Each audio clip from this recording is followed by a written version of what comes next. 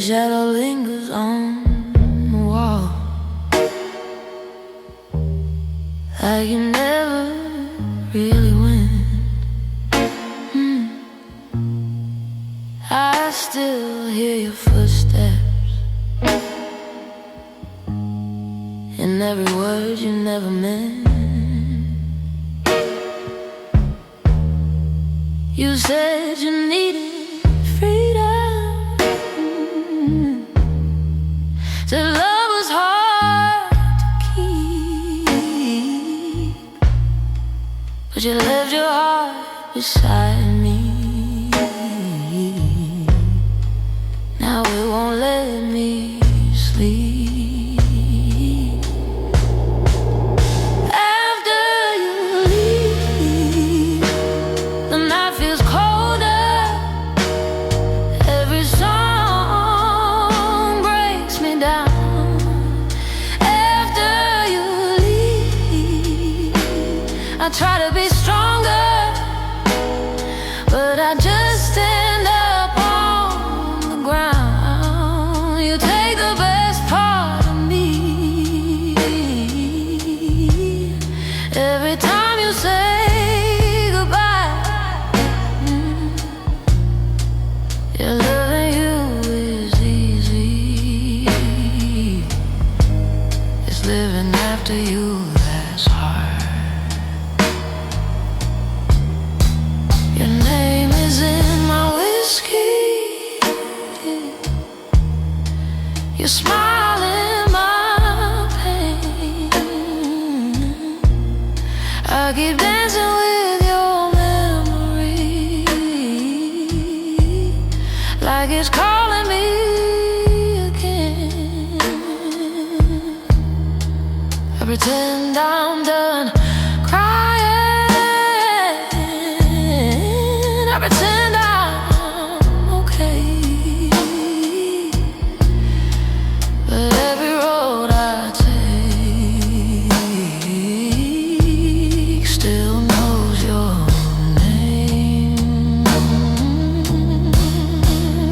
After you leave, the lights feel empty, like a stage with no sound. After you leave, I hold myself steady while my world burns down. You kiss me like a promise,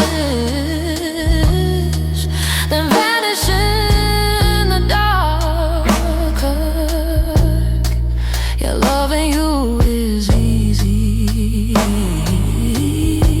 It's living after you that's hard.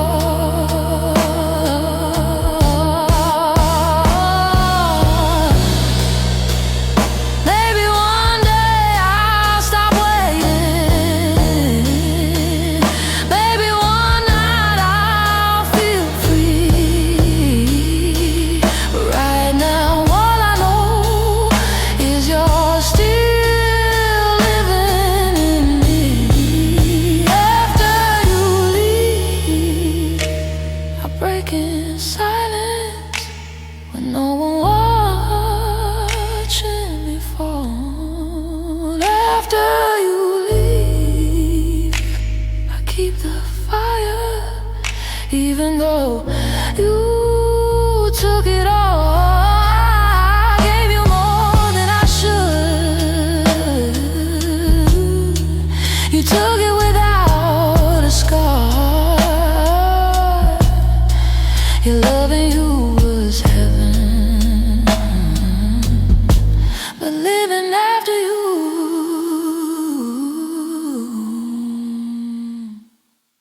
is hard. After you leave, I'm still here.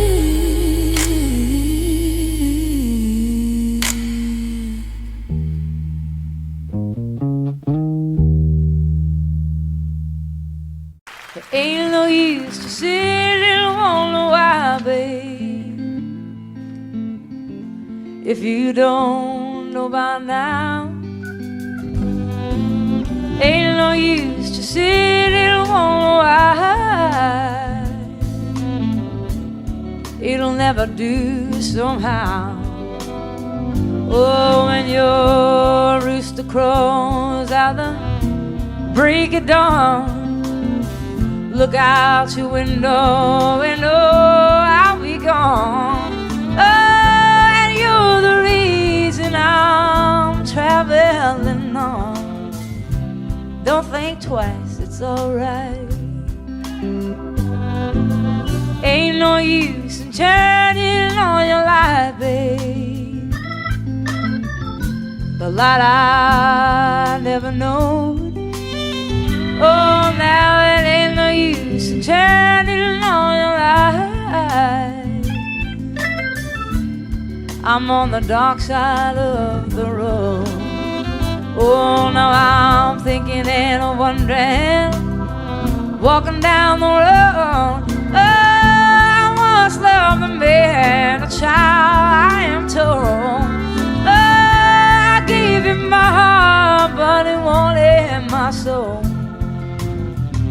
Now don't think twice, it's alright. Ain't no use in calling out my name, boy, like you never done before. Oh, now it ain't no use in calling out my name now. I can't hear anymore. Wish there was something you might do or say, oh, to try and make me change my mind and stay. Oh, but we never did too much talking anyway. Now don't think twice, it's alright.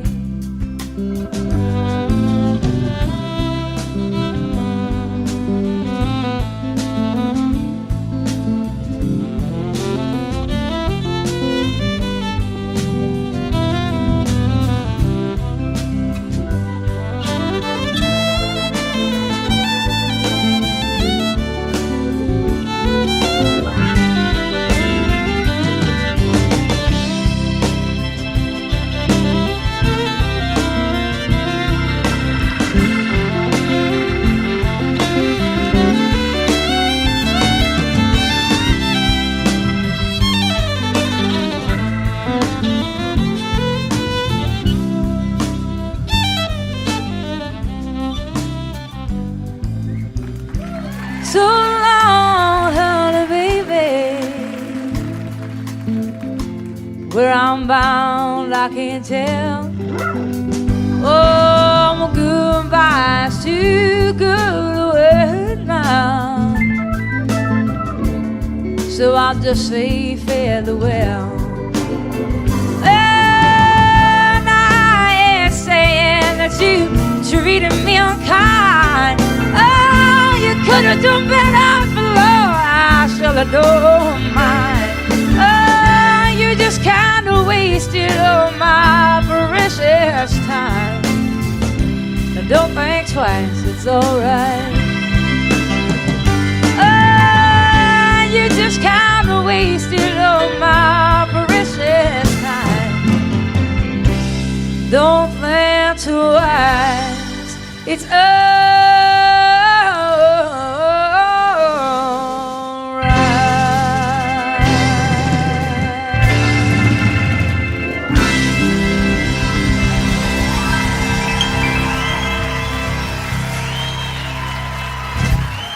Thank you.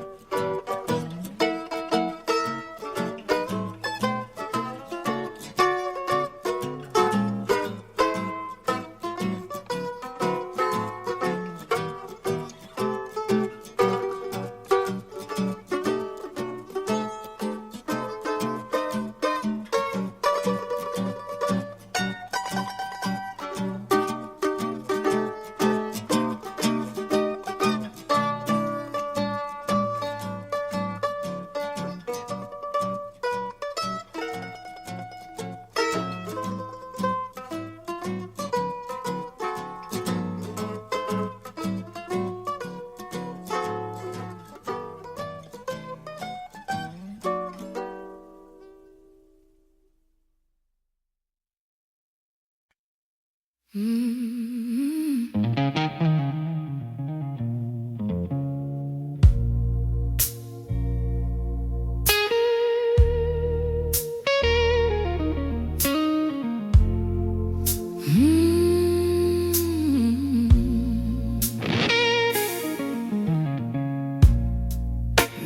talking to the ceiling with your name upon my lips.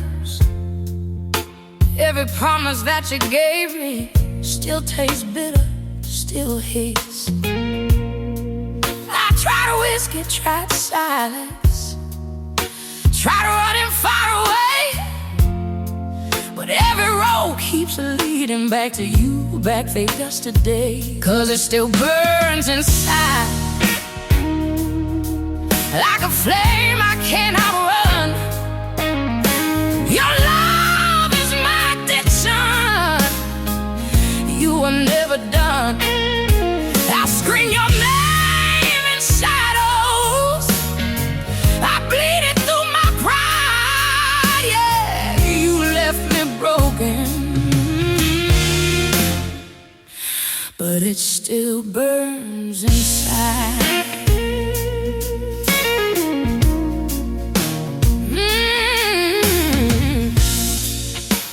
Your jacket smells like trouble. Your ghost sleeps in my bed. Every song on this old radio brings back the things you said. They say time heals the heartache, but time just tells the truth that some loves are forever, even when you lose. 'Cause it still burns inside like a fire in my veins. I've tried loving someone else, but it all feels the same. I curse your name at sunrise. I miss you every night. Yeah, you left me lonely, but it still burns inside.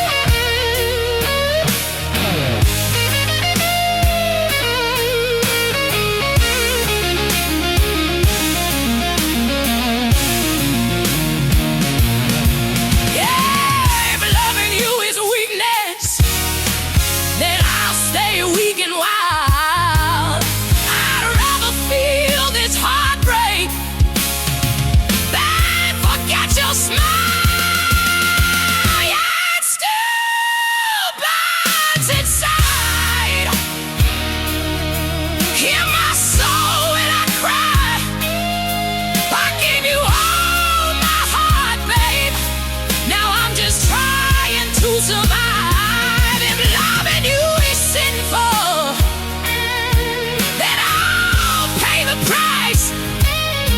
You walked away from heaven, but it still burns inside. Still burns. Still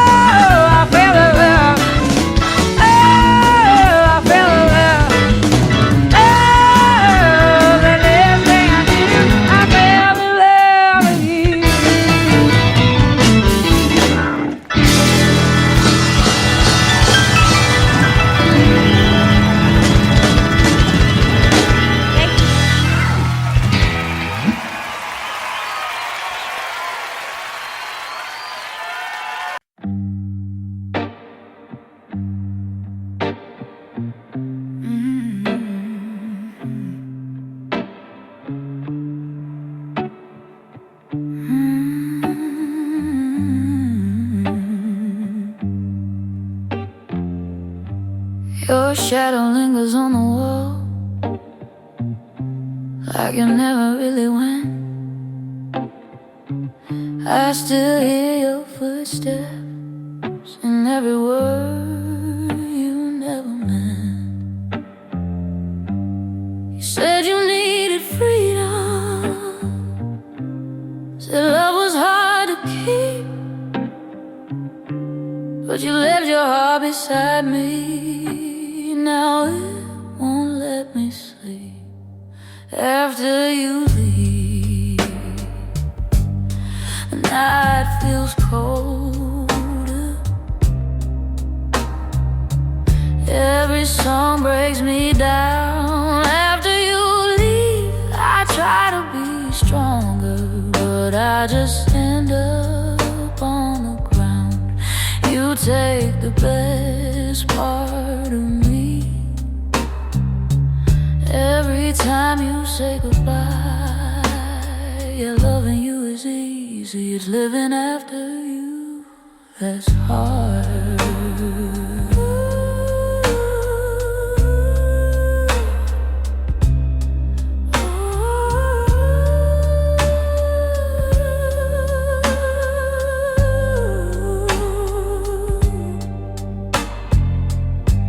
Your name is in my whiskey, your smile in my pain. I keep dancing with your memory, like it's calling me again.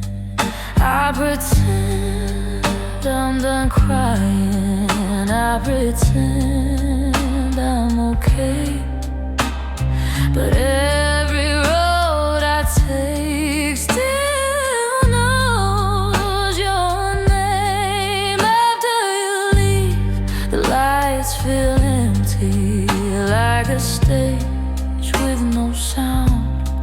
After you leave, I hold myself steady while my world burns down. You kiss me like a promise, then vanish in the dark.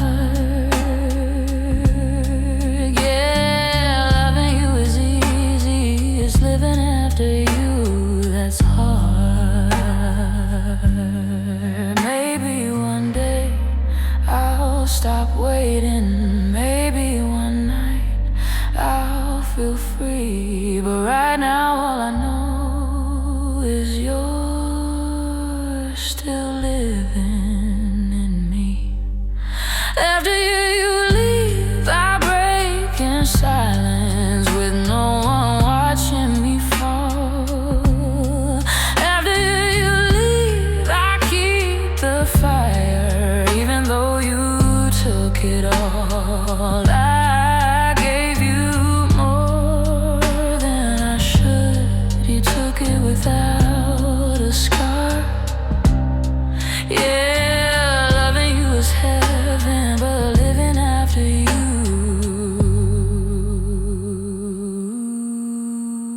is hard.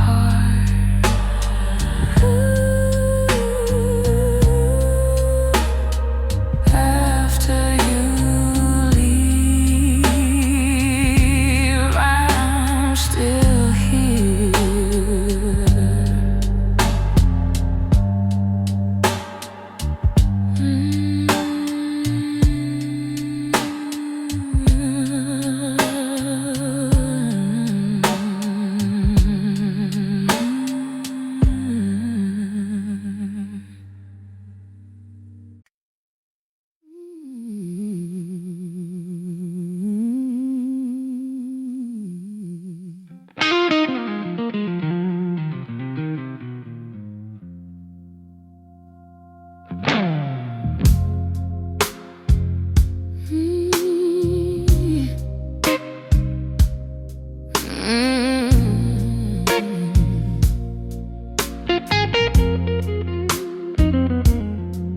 Midnight talking to the ceiling, with your name upon my lips. Every promise that you gave me still tastes bitter, still hits. I try whiskey, try silence, try But every road keeps leading back to you, back to yesterday. 'Cause it still burns inside, like a flame I can't outrun. Your love is my addiction, you were never done. I scream your name in shadows, I bleed it through my pride. Yeah, you left me broken, but it still burns inside.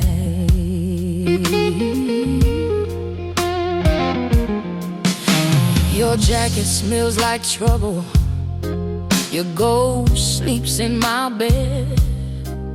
Every song on this old radio brings back the things you said. They say time heals a heartache, but time just tells the truth that some love's out forever, even when you lose. 'Cause it still burns inside, like a fire in my veins. I've tried loving someone else, but it all feels the same. I curse your name at sunrise, I miss you every night. Yeah, you left me lonely, but it still burns inside.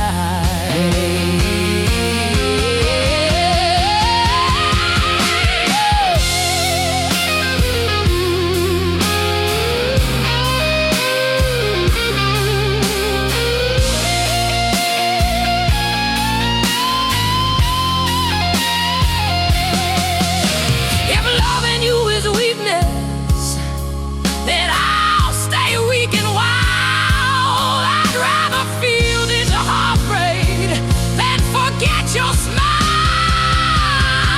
Yeah, it still burns inside. Hear my soul when I cry. I gave you all my heart, babe. Now I'm just trying to survive. If loving you is sinful, then I'll pay the price. You walked away from heaven, but it still burns inside.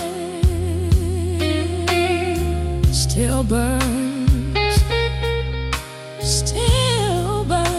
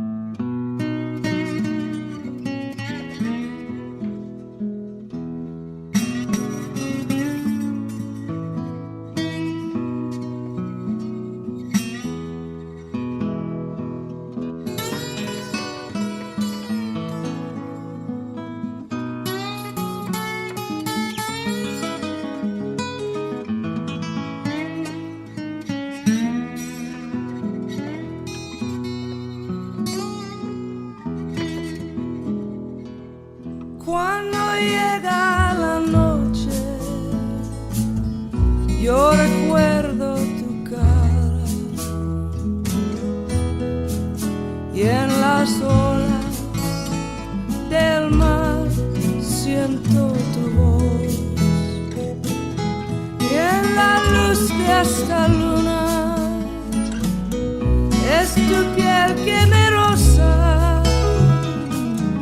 Y esta brisa azul trae tu corazón más cerca de mí.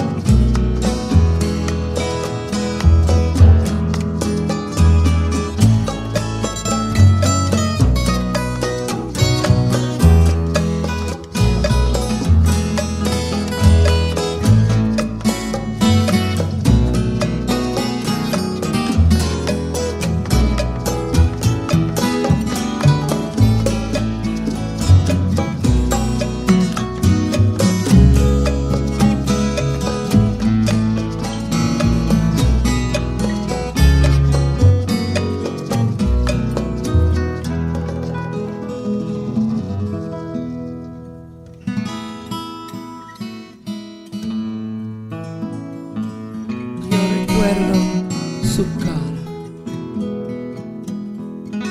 y en las olas del mar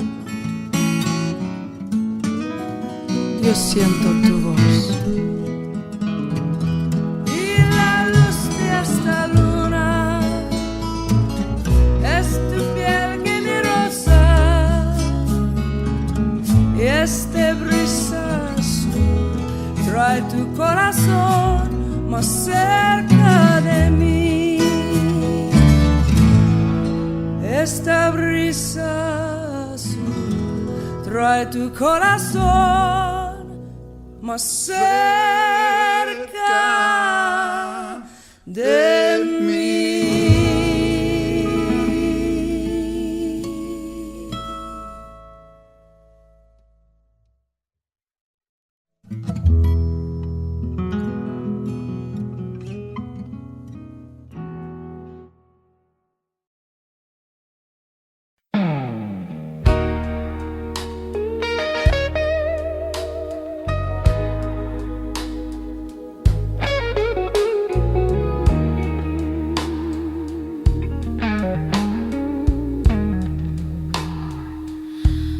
I hear you in the silence,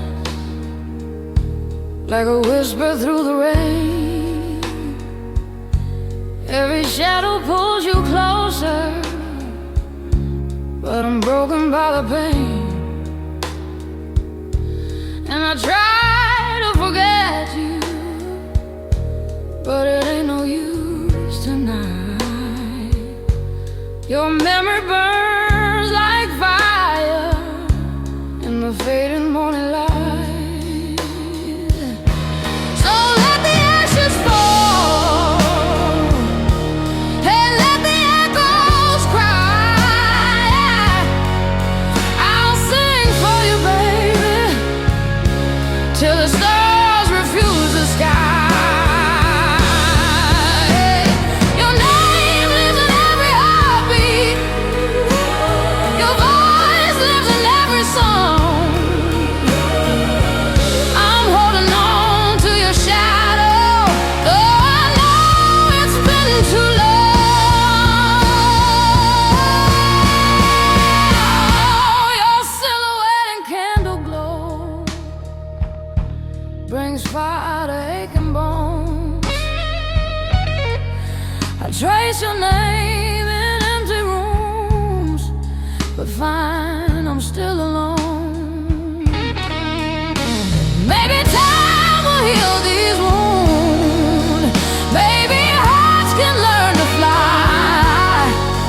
But right now, all I feel is love that never dies.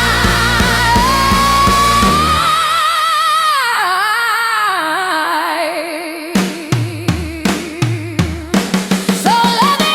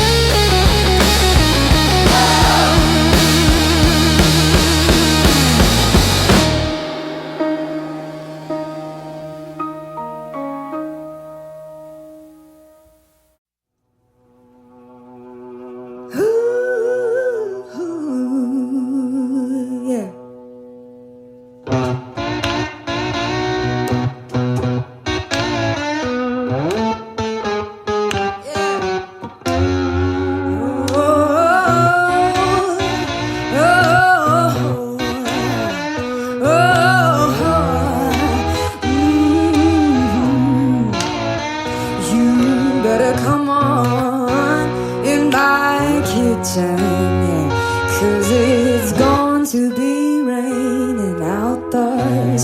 Ooh,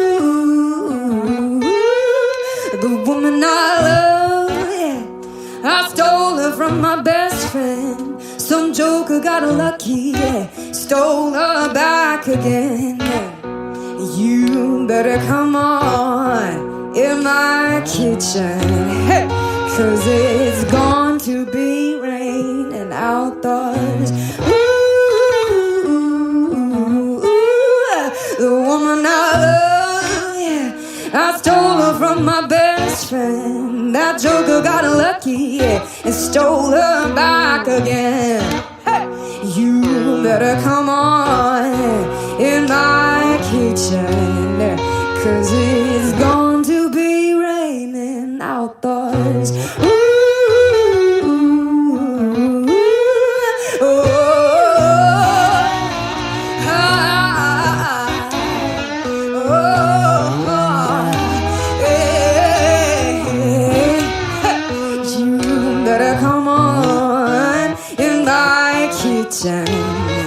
Cause it's going to be raining outdoors.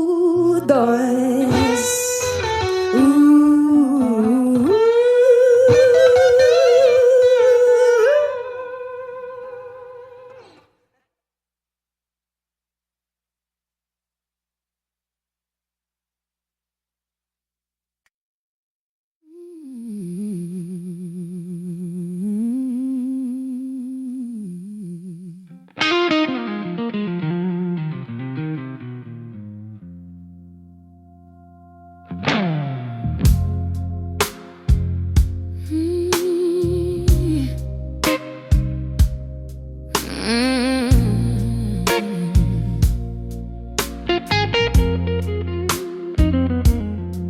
Midnight talking to the ceiling with your name upon my lips. Every promise that you gave me still tastes bitter, still hits. I try whiskey, try silence, try running far away, but every road keeps leading back to you, back to yesterday. 'Cause it still burns inside, like a flame I can't outrun. Your love is my addiction, you were never done. I scream your name in shadows, I bleed it through my pride. Yeah, you left me broken, but it still burns inside.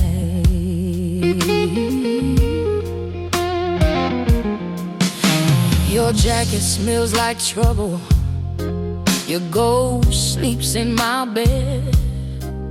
Every song on this old radio brings back the things you said. They say time heals a heartache, but time just tells the truth that some love's out forever, even when you lose. 'Cause it still burns inside, like a fire in my veins. I've tried loving someone else, but it all feels the same. I curse your name at sunrise, I miss you every night. Yeah, you left me lonely, but it still burns inside.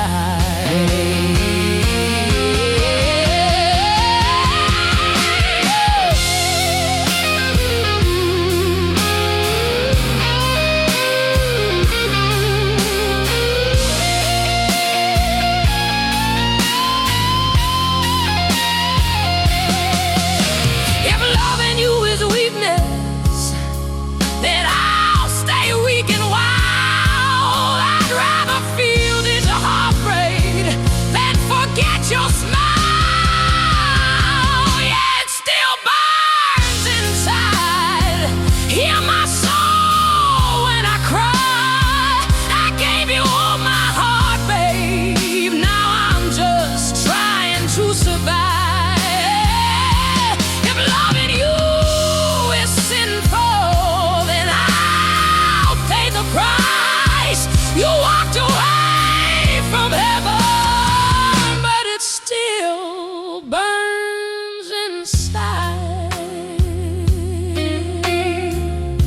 burns, still burns.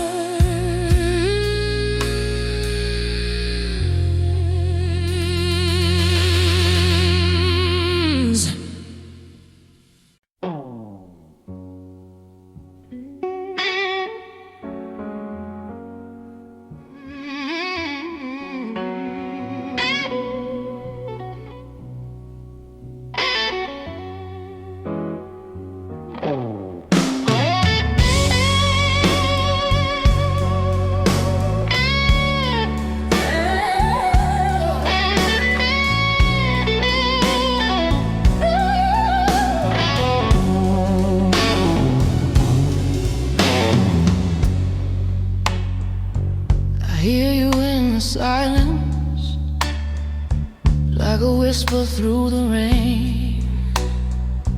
Every shadow pulls you closer, but I'm broken by the pain. And I try to forget you, but it ain't no use tonight. Your memory burns like fire in the fading morning. So let the ashes fall, and let the echoes cry. I'll sing for you, baby, till the stars refuse the sky. Your name lives in every heartbeat. Your voice lives in every song. I'm holding on to your shadow.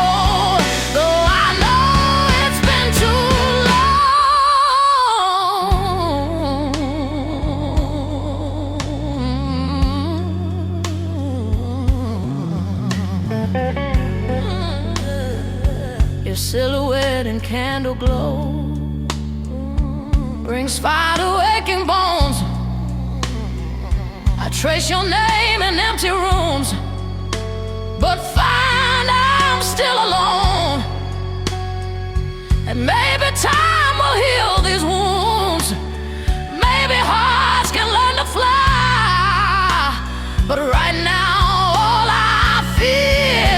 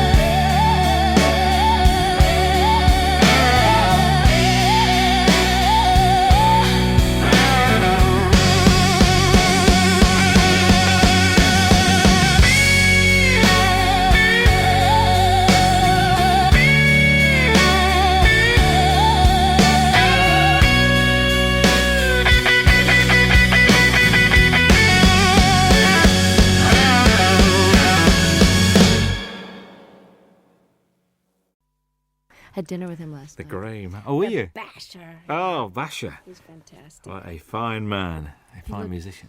They've got a picture of him on the wall of this VH1 studio in Camden Road where we were, and he looked like a lemur, like, because he's just had really light blue eyes, and just the photograph looked like he was holding a guitar, and he just looked like one of those exotic Madagascar lemurs that only come out at night. It was just great. I used to run a little venue in the north of England, which was an old wooden pavilion that was been knocked down now, and we booked this band one night, and they pulled.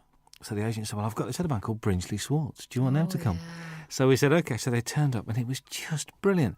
They went down a storm, and it was a really, really good gig. It was just amazing. Very, very good. Are we rolling? He's Okay. one of a kind, Oh, really. One no. of those people that you're just so glad he's around. Paul Carrick as well. Oh, great guy. Well, Bonnie. We're still here with our same jobs. I knew you were going to It's say a miracle, isn't it? that. A live album. And about time too. Tell me about it. Yeah. Not from lack of wanting. Really? So why now? A couple of reasons. I've been being besieged by people over the years that say, your live shows really capture you, and if only you could get one out, you'd really come across. And I was all ready to do one because of, Little Feat years ago had that great Waiting for Columbus album, and it really broke through and captured them in a way that the studio ones, although those were great too. And I just have been waiting and waiting, but the situation with Warner Brothers, where I was for the first 9 albums up until 82, I was with Warner's, and I wanted to do the live record after my 8th record, and it just they didn't really feel, and neither did I, that the promotion for it went well, to put it mild. I'm trying to be polite. And radio really stopped playing any kind of progressive format, so I was basically shunted off into the hinterlands of fringe music. And even though I was selling well in my concerts and my core audience bought my albums, it wasn't the right label situation to put out a live record, because they didn't care enough, frankly. So it took me a while of waiting to get on a new label, and then God knows, after the Grammys hit, things have been really great with EMI Capitol, and I wanted 3 studio records under my belt to draw from great songs that people would be familiar with. And I've been basically planning to have this lineup of guests for a long time now. And finally, I've got the great band that can play the songs as well as the ones that play in the studio, because most of them are the ones that are on the records. Indeed. I can't believe that these friends just happened to be around. There must have been a lot of phone calls going out to get all these guests on this album. Well, you've got to plan, because people's schedules are way in advance. I mean, I know what I'm going to be doing 5 years from now almost. So everyone's booked, and everybody's got their own album schedules. And Jackson said, I'm going to be recording, but it's if you can film and record in California, I bet you I can fly up for the day. Hornsby had already made room in his schedule for me. And this was planned in March in order to secure the mobile truck. The concert venues go on sale, at least a couple of months before. And, of course, the film crew, we had 9 35-millimeter camera, film for 2 days. So, that's almost $1 million type of proposition just for the film alone, to film the 2 nights. And so, yes, it had to be way planned and approved and paid for in advance. But I must admit, the sound of the album is one of the best live recordings I've ever heard. Oh, fantastic. And I'll tell our engineer that, because he worked his you-know-what off trying to make it. Because I'm not a big connoisseur of live albums. I mean, I listen to James Taylor's and Peter Gabriel's, and of course, Little Feats I play a lot, and I have some live Westwood One radio programs that I've listened to and gotten copies of live performances where I've missed someone's tour. But I really wasn't an audiophile enough to know that it turns out, I've found out from doing interviews, that most live albums get listened to once and put on the shelf. So Ed said, he really wanted to go for, making this the best live sounding record he's ever heard. And he studied a lot of them about how much echo in the room echo to leave in, and how much clapping between songs, and how much talking. Where there was a lot of deliberation that went in. And of course, each song is from sometimes a totally different night in a totally different hall. So there's a lot of post-production work that went into this. And it works so well. A couple of things. Vince Gill has described you as the wildest lady he knows. All right, Vince. What do you think about that? I think he's the guy all of us would love to get wild with, actually. He's the nicest star. Well, actually, Brian and Bruce and Jackson, my special guests, are pretty nice, too, in the unneurotic field. You know what I'm saying? Like people that are just folks when you meet them. I don't know if that was your impression, but I know that Vince and I, over the years, I mean, when he was in Pure Prairie League and I was still on Warner's, we ran into each other, and we actually did a duet together when he was first a solo act. We did a song called Let's Do Something Even If It's Wrong. And he and I were both kind of wild. I don't mean that in a biblical sense. I just mean, wild rockers. We didn't get into this line of work because we like to go to bed at 9 o'clock.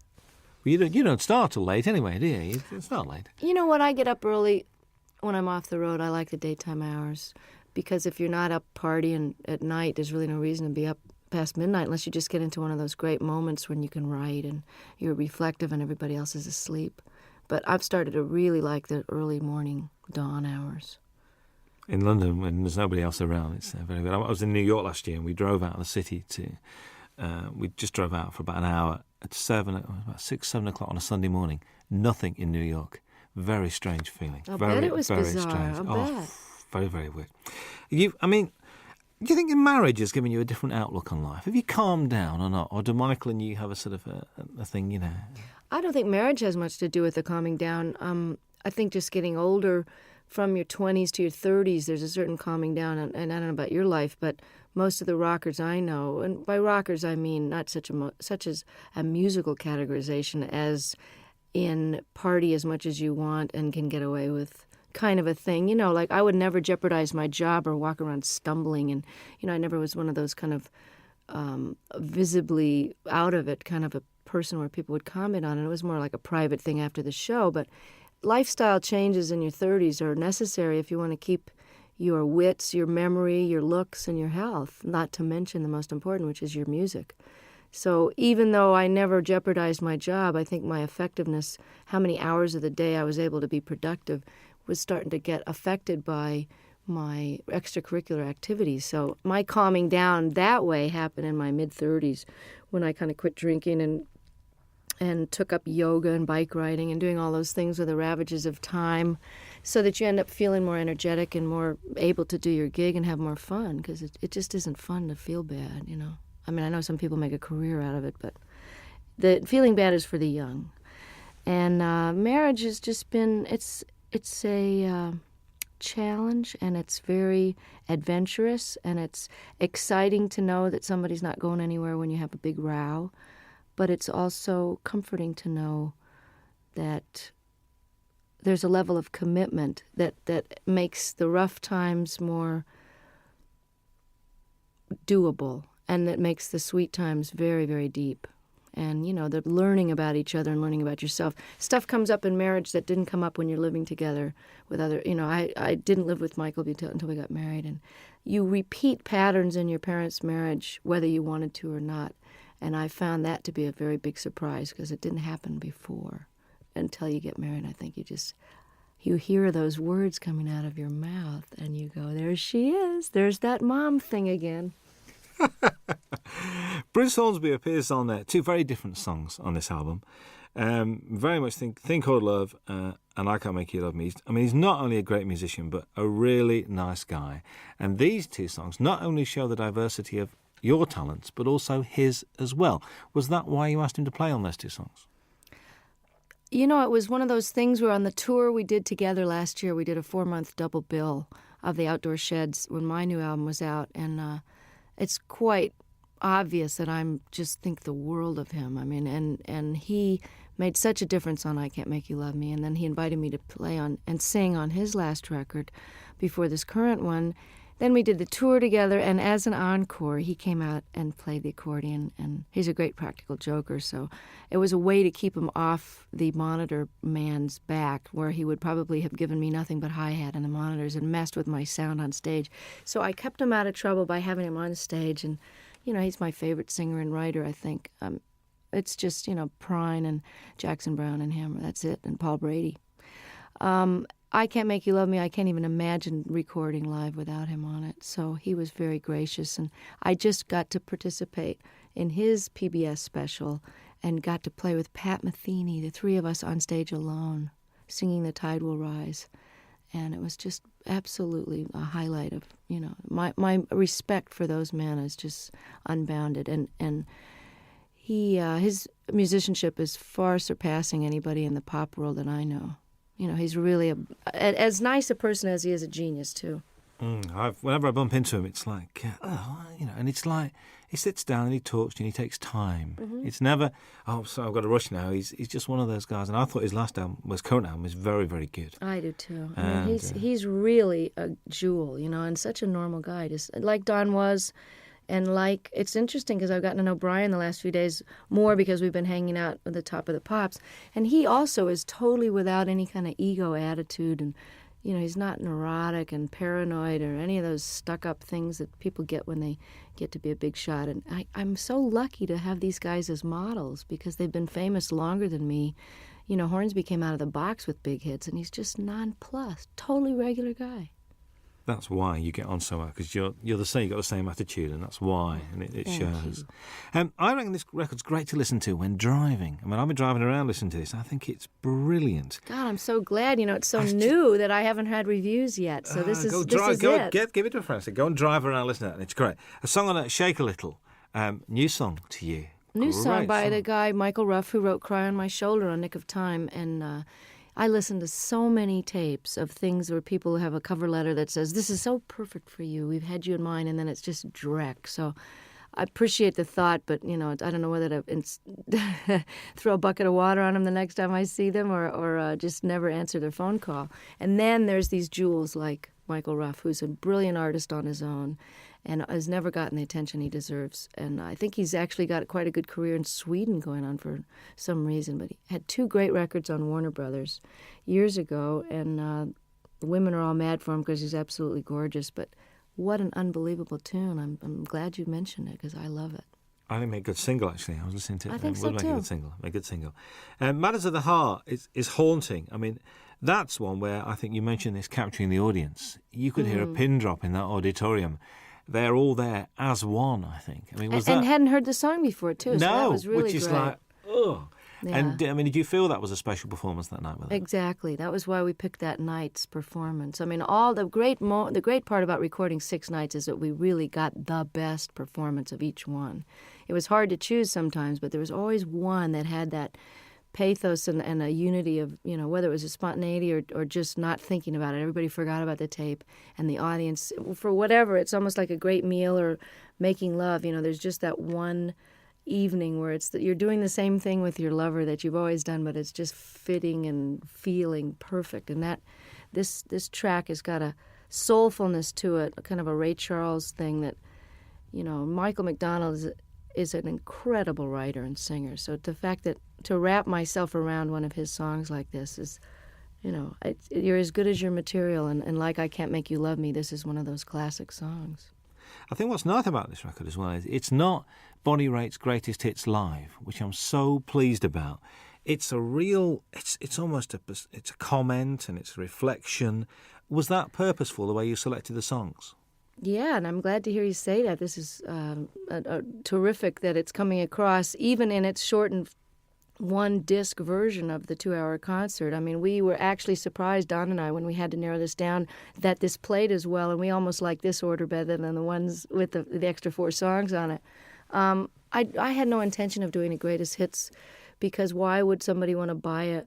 Well, I suppose they would want to have all those so-called hits on one record, but why not try letting the songs go out the way they've evolved over the last few years? I mean, Love Me Like a Man, I recorded in 72, and the guitar solo is never going to be the same twice.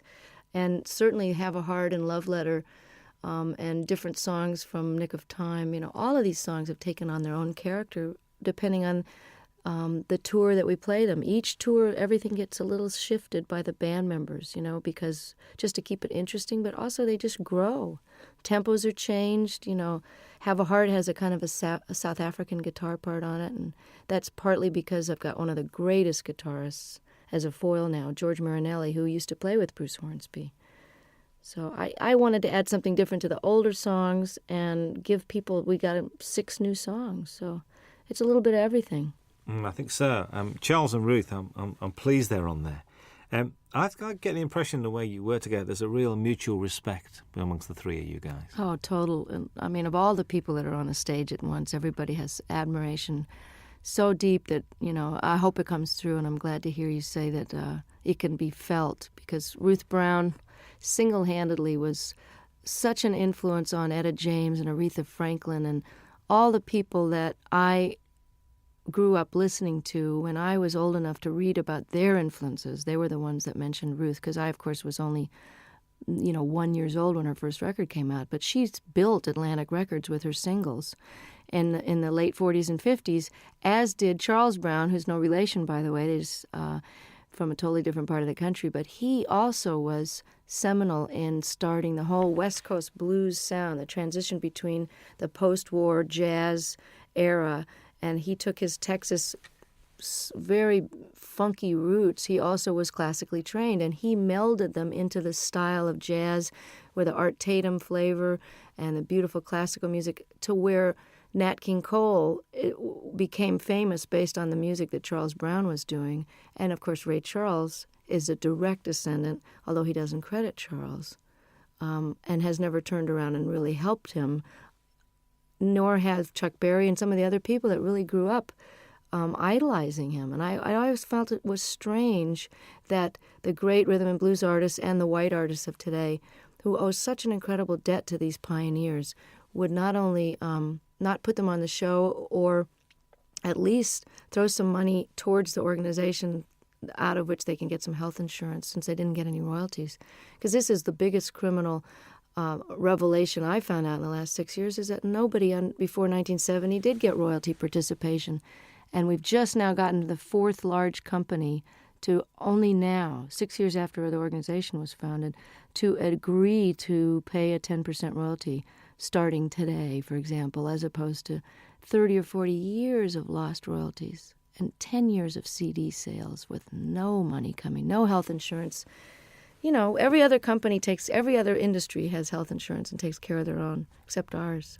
So this is a call out to the other artists that are listening and fans to make sure you support the reissues that are paying royalties, and don't buy the bootlegs, and don't sell the records direct. You know, send the money directly to the artist, believe me, before you rip them off for the third time. Absolutely. That's the Rhythm and Blues Foundation as well we're talking about. Yeah.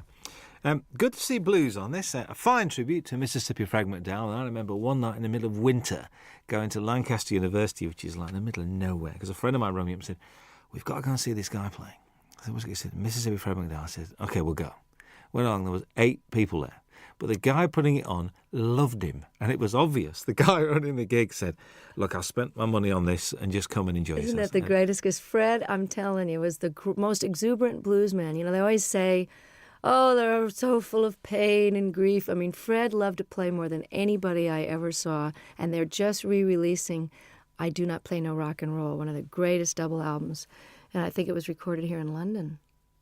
I'm not sure if that was the one, or maybe there was just that in concert where he's wearing this Mexican poncho over a bright yellow sharkskin suit with a bolo, string tie, just unbelievable getup, and loved the girls used to just flock around him, these little white American and English girls just bat their eyes at him, and he loved it so much. Just like John Lee Hooker is just rolling around enjoying his success now, Fred was like that, and one of the greatest Delta bluesmen that ever lived.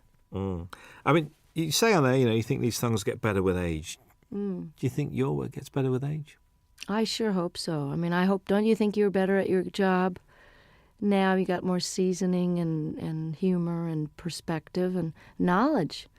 I mean, I always think people, as they get older, if they're lucky enough to keep their wits about them and don't get too cranky and discouraged, that people's wisdom and opinion at 70, 80, 90 years old they're like gems, If you're smarter now at 45 than I was at 25, why won't I be even smarter at 65? So I hope that my music is richer and deeper and more accomplished. And I never saw B.B. King or John Reid or Pablo Casals or Segovia get any less with age. They just got more. Absolutely. You're always introduced, which I do like, as Bonnie Raitt and her band, including Hutch and Ricky now. I mean, they're part of the furniture. Hutch, how has he been around? A long time. He's has the distinction of being one of the only white guys ever play in the Neville Brothers, although they've had a white guitarist for a while. He is so respected by every type of musician. He played in Central America, lived there for a while. The New Orleans cats think he's just it. He lived in San Francisco, was in a band called Copperhead. He knows Celtic music inside and out and can play jazz, Algerian music. I mean, there's nothing the guy can't play. And if you ask him a question, he can give you every detail of every side musician. So he's like a walking encyclopedia. These are sort of nice guys to have around, I think, to contribute to what you're doing. Oh, I'm so lucky and this is the best benefit of success, is that while Hutch has been with me for over 10 years, at whatever salary level I was at, he was with me during the rough years in the 80s too, rough meaning couldn't pay very much. Ricky, who has been a successful producer living in Australia, doing film scores and, just co-produced the Boz Scaggs album. And, for those of you, Ricky Fattar from South Africa, he was in a young band called The Flame that was quite famous and was in the Beach Boys for a while. I'm able to afford musicians of the level that I've got now, and that is probably that and raising really great amounts of attention and money for political causes that really need the bucks. Those are the two most incredible aspects of my success that have made the biggest difference, that and good catering, backstage, to actually eat food that hasn't been sitting there for 4 hours. But to be able to play with Ricky and Hutch and have them leave home and come and play with me is just, it's like a dream come true to every night have these guys. And that's why this record was done now. That's why I say in the liner notes, this was the time and you are the reason. Absolutely. Jackson Browne had to be here, really. There aren't many stages that you and him haven't shared over the years. Mostly benefits as well, actually. But, to do Opening Farewell is just a bit special, I think. And, we didn't know what we were going to do. I was going to cut this wonderful reggae tune that he did on his last record called I Hear Your Heart Beating Everywhere. I love that song. And I thought we could have a duet, kind of a, We Be 40 kind of a thing. I don't know. And we tried it in my key, and it just didn't sound as good as his. So I said, well, maybe we should send the band off to the wings and just sit here and play Opening Farewell. And it was just done. He came and never had a chance to rehearse it. He never had sung it in that key, never sung a harmony part. And all of a sudden, we're filming and recording it for the history, and he was really a champ. I can barely look at him because I love him so much, and he's so gorgeous and never changes.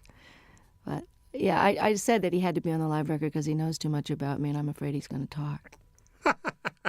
He knows where the body's buried. Well, I know where his skeletons are buried too. There's an argument that drink and drugs have added to some of the finest music and literature, and also that all the great artists have got to be a shade crazy. Eccentric, crazy, call it what you will. What do you think about that? Totally agree. It's true that some of the greatest works of literature that are currently recognized and studied by even the religious right as great works of art. Hemingway, all the great works of the 20th century, certainly that whole revolution in the 20s, people were faced. I don't know what the expression is over here, but pissed or whatever. There are a lot of that whining and writing about your mother and tortured. A lot of that stuff, when you know about addiction, you know where that mentality is coming from. Well, that's what makes great artists torture. And artists torture themselves. And the myth is that you can't be, quote, funky or as deep or as soulful or as funny if you're not sort of loaded or hungover, is blown by the fact that John Hyatt and Stevie Ray Vaughan and some of the greatest artists of our time are still kicking, sober. So, and I'm here to tell you from that song that's on this record, and I don't know if it made this cut. Did Feeling of Falling get? I think that's the one we did leave on. Because I want to let people know that just because you're straight doesn't mean you're not totally miserable and twisted sometimes. And it's out of that angst and misery and longing, which is just part of being alive, which you feel more acutely when you're not anesthetized, that some of the most powerful stuff has come out of my guitar, because it's excruciating to be awake. So it's just a different kind of art. If anybody thinks I'm not miserable, look again, and sometimes it's a lot easier to just toss a few back and forget about it, It's trying to be awake all the time that'll get you some good blues tunes. Most definitely. The old tortured theory goes out the window there. And there's this song with Bryan Adams. What's the story behind this? Did you call him or did he call you? Or if someone was to say to me, okay, you got a new album coming up, and, you've been on the road with Longing in Their Hearts, and you have this ballad here, and you found this Michael Ruff song, but you know what I'm really missing as a rocker? I just wish somebody that I really love would call me up. And it was like the universe answered my prayer, and I get this phone call from Brian, who I haven't heard from for a few years, and he says, I wrote you this song with this woman, Gretchen Peterson. I hope you like it. It's on the way. I listened to it. It's like tailor-made, great lyrics, a tried and true topic, but done set in a very clever way. You know, you need a rock, not a Rolling Stone. Simple, straight-ahead rocker. And then on top of it, his album was postponed, so as we got closer to the live recording, I went, oh, you know, it would be really great, as if he could sing this with me. And he did. He said, I'm coming. I just can't believe it. It's like for all the blues people that I helped and all the obscure songwriters I've done songs and talked about over the years, you know, to have somebody like him who is really huge over here in Europe where I can't get arrested really. And, you know, for him, he'll be doing for me what I'm doing for Ruth and Charles. So without any compromise and just pure admiration and love and just love the guy's work so much, and I love him. And here I am getting to have this handed to me like Eric and Elton saying, hey, you want to be more known in Europe? We love you. Come on to the Wembley show. You know, that's the payback, is that it all goes around in a big circle, and then I get more well-known, and I can bring Charles Brown over to Europe. So that's the way it works, you know. Oh, that'd be very pleasant, actually. Very nice indeed. There's 3 songs that run together. There's Longing in Their Hearts, Love Sneaking Up on You, and Talking Heads, a storming version of that. All right. Were they the same night? Because they just run together. I think they are the same night, actually. But they were pretty slamming all. You know, sometimes we do Come to Me in the Middle, which we didn't have room for on the record, but again, you can get it on import probably. I always thought of doing Burning Down the House since I first got the idea. I've always wanted to cut the song, but I had no idea whether we would do it on this record or whatever. I didn't know if it would make the record. It was just one of those sound check into the last encore of the night. And, you know, by the time you're at the encore point, your fans are so nuts, you know, you can basically play Rachmaninoff's symphonies and get away with it with a reggae beat.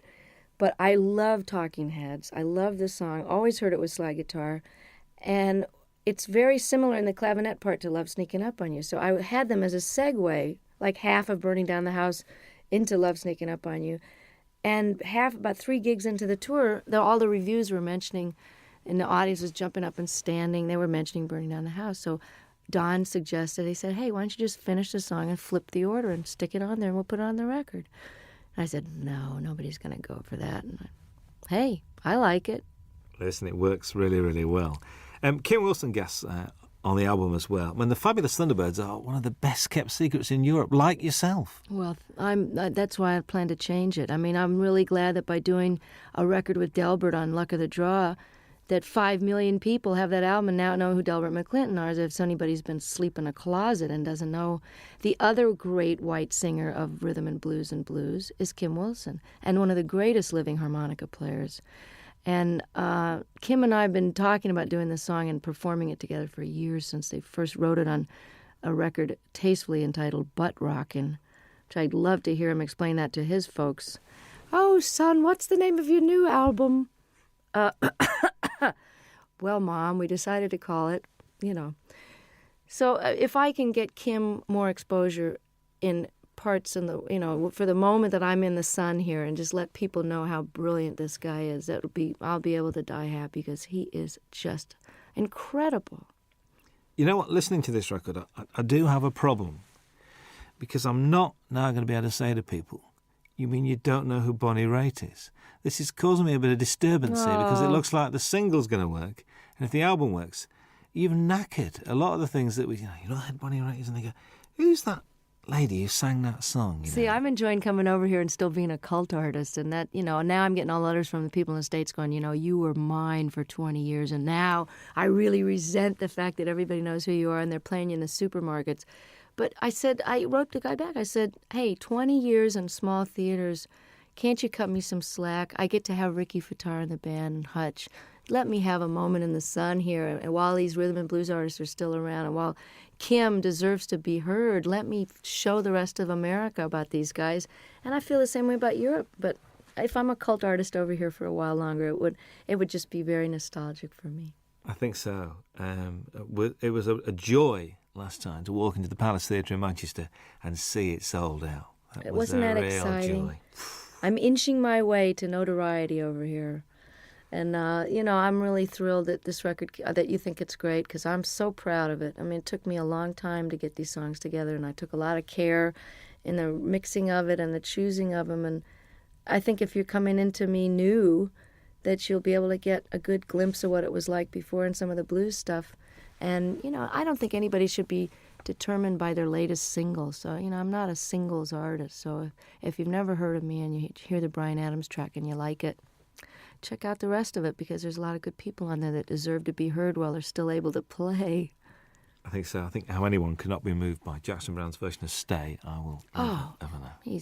And I just sang on his new record. It's just fantastic. Oh, there's a bit of to and froing, because you're on John Hyatt's record as well. Yeah, I know. Well, that's how it works. We all love each other, and, I'm so thrilled that they want me to come and play and sing on their record.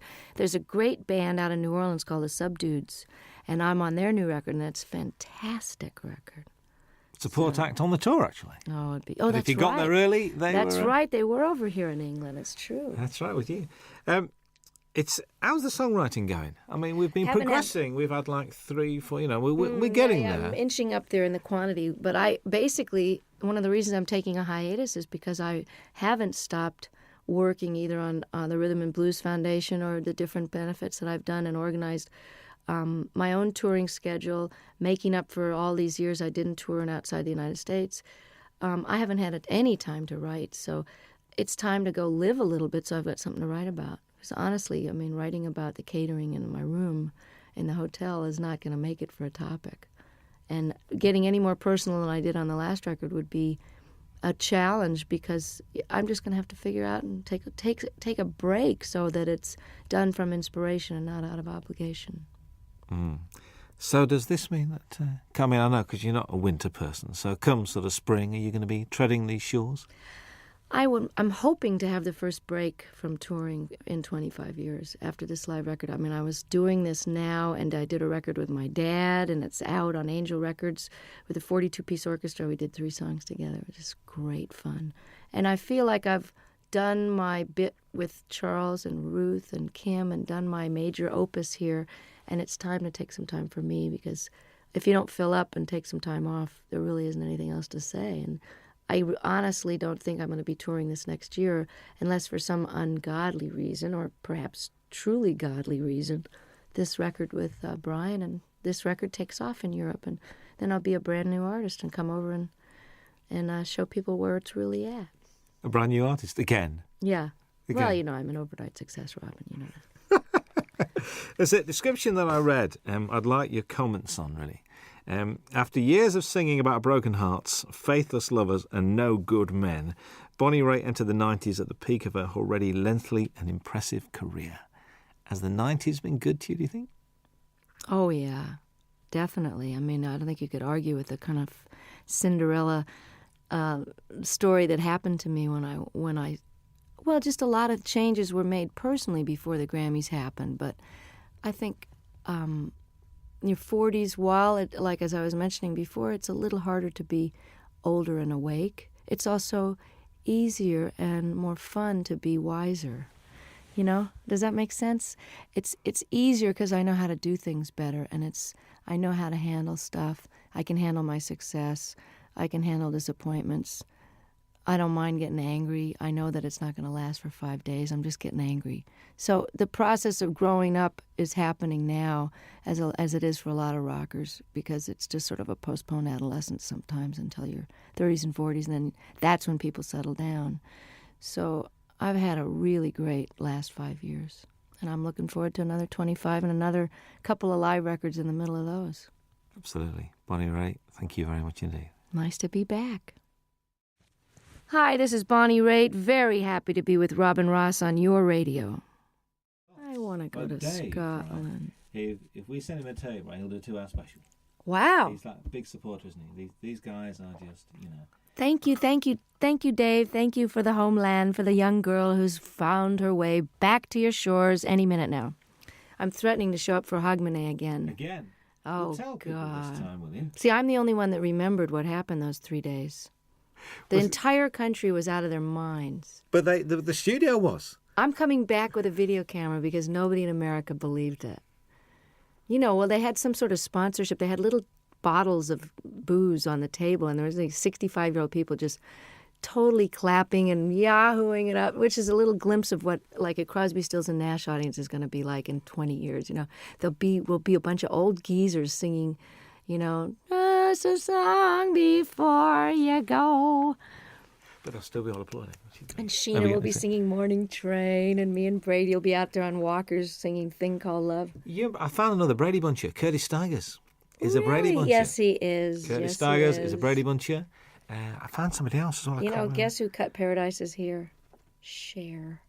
Heard it from Brady's lips today. I'm not kidding. That'd be great. Let's find it right now. Really? So that must be this new album because she's done the Mark Cohn Walking in Memphis. That's a single, so it'll be on the same. Well, it's good. I'm glad that she's going to get them some wider attention. You know, Brady's record was great, wasn't it? Mr. Cummings won't know what's hitting. He won't know what to do. I know. He's great. I ring him up. I really wanted to do that song too, but Tina had already done it. I think that Cher track's coming out for Christmas as a Christmas single. Paradise is Here? Well, that's good. I'm glad. I mean, I don't know who produced her, but I hope it's great. My engineer's producing Anne Murray's new record, which should be great. All right. Yeah, she's terrific.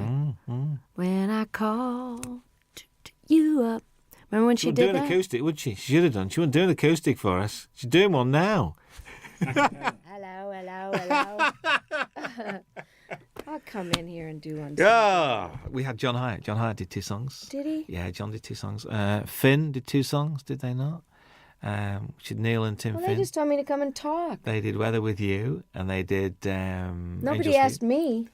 We'll ask you. Anywhere, anytime. You know Hey, we're you like. know. You could play the national anthem and we'd listen to it. You know that. So, I'd play your national anthem. It'd be interesting. Yeah. It'd be good. Be good. So you're going to Scotland on this break? You're going to try? I want to. I was threatening to go to Ireland or Scotland over the weekend, but I'd like to come back when the days are longer, because it's too hard to come over here and have it get dark at 4. Yeah. Not if you're unless you. Especially over that. You know what I mean? If your nighttime hours can be more Coast. productive, but I want to be able to see stuff. You know. Yeah. You were going to go around Ireland last time I spoke to you. You were going to I visit did Ireland. it once a long time ago, and I want to do it again. I may do it over the weekend. Just get down the country and see part of it. Well, I did get a whole week in did you? there. I did get a week in Scotland, a week in Ireland back in 91, right after the Grammys. Randy Newman's on Jules Holland on Tuesday night. You should get him in here. I'd love to. With Warner's, you see, Warner's a bit strange. So my best man when I got married is head of promotion at Warner's, and he won't let me do any interviews. He said, I leave it to the regional people. I said, but we're getting like 50 stations. Great. I know. I mean, Faust is a great record. Lovely man. When's Bonnie Call Raitt on Peter later? Asher and tell him I told him that he should do it. Excuse Tell me? him who you talked to. Tell him all the people you talked to and how many stations We're you going to get. start to, Just call him we got you directly. on, did we get 50 last time? Peter and Gordon. Tell him you're a Peter Gordon fan and call Peter Asher. Remember Peter and Gordon? I actually That's went Peter to see Asher. Peter. He's I said, Randy's- no. he's But he used Randy's to manage manager. 10,000 Maniacs as well, didn't he? Yeah. He manages Little Feat. And now he's head of Sony, I think. That's right, I forgot. He got a new job. My former manager is head of Atlantic, then head of Warner's, now he's head of Mercury. Moving Hello. around. We're gonna fire you. Here's $30 million. Get out of here. Oh God. Now you can pay the musician.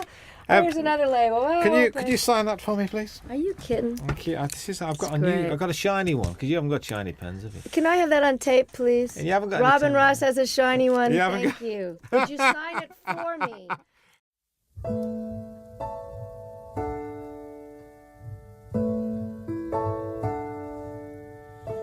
Ain't I got you on the back foot? And you know I got you really good. And there's something deep inside of me I got to be. And if you find it hard to follow me, if I lose you in my jet stream, then you only got to raise your eyes and see me fly.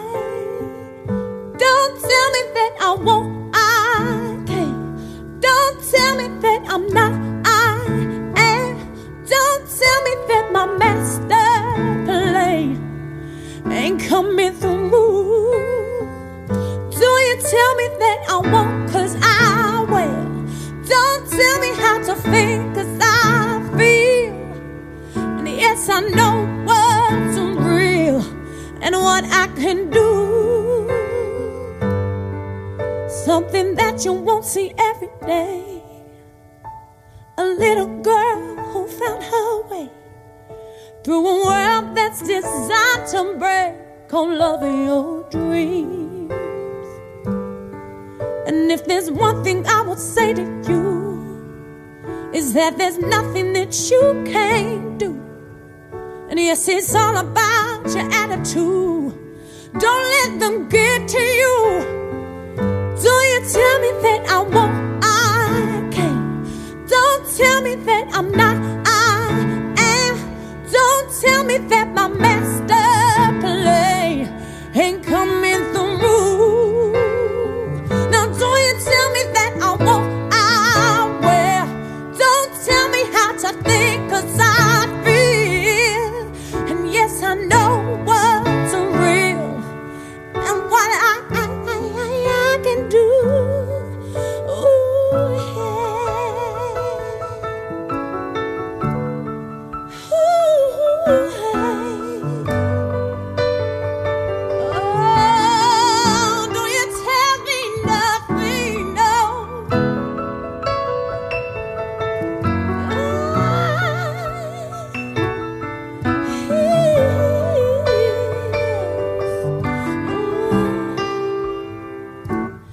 And we're singing in our own voice. We can make that choice to be free.